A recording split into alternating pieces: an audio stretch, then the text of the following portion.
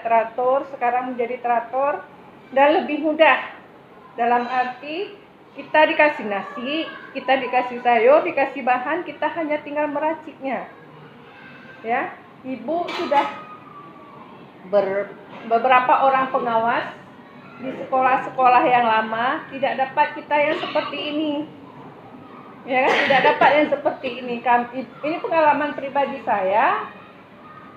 Pengawas hanya menuntut A, B, C, D. Kita berolah sendiri, kita berpikir sendiri, bak ujung-ujung le hana betul. Tapi kita alhamdulillah dengan Bu Sam kemari, walaupun nggak sampai setahun ya? Nggak Sampai setahun. Satu semester. Iya, 1 semester. Banyak sekali yang kita dapat. Ya, kita dapat dan mempermudahkan kita sehingga insya Allah 90% kita siap. Kita siap di bidang administrasi. Cuma secara tiba-tiba kemarin, mungkin Ibu sudah sampaikan juga ke ibu-ibu tanggal berapa ya, Ibu pun lupa.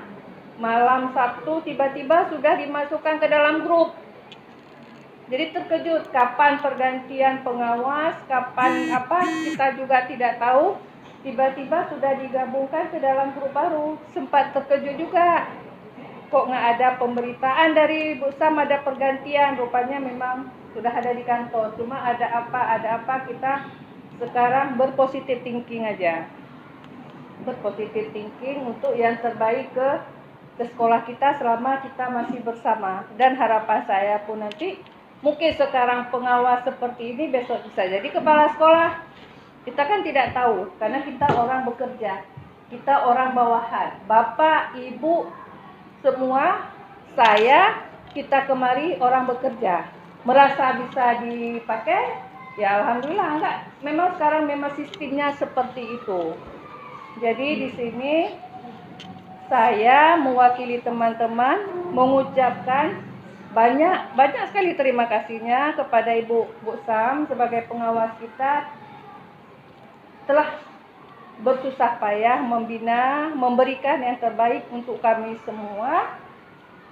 Pengalaman yang terbaik salah satunya sudah sempat ditularkan ke Bu Yus.